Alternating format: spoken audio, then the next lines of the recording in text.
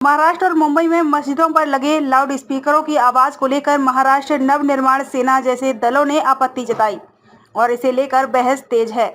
इस बीच मशहूर गायिका अनुराधा पौडवाल ने अजान के लिए लाउड स्पीकरों के इस्तेमाल पर रोक लगाने की मांग की है।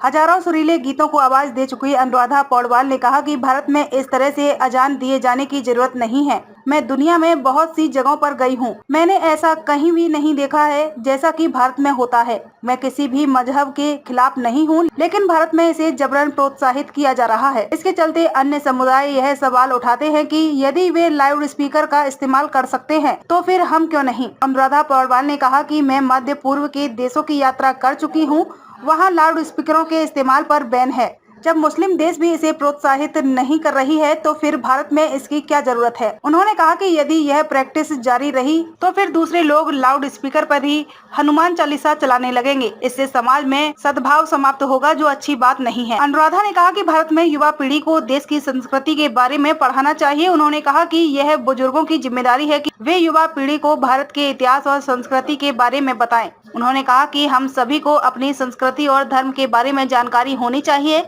हमें अपने 4 वेदों, 18 पुराणों और 4 मठों के बारे में जानकारी होनी चाहिए। हमें इन बेसिक्स के बारे में पता होना ही चाहिए। यह पहला मौका नहीं है जब किसी सेलिब्रिटी ने लाउड स्पीकरों के इस्तेमाल को लेकर आपत्ति जाहिर की है। अनुराधा पौडवाल से पहले 2017 में गायक सोनू निगम भी इस पर बयान दे चुके हैं। हालांकि अपनी ट्वीट को लेकर सोनू निगम को ट्रोल होना पड़ा था और आखिर में उन्होंने अपना ट्वीट ही डिलीट कर दिया था।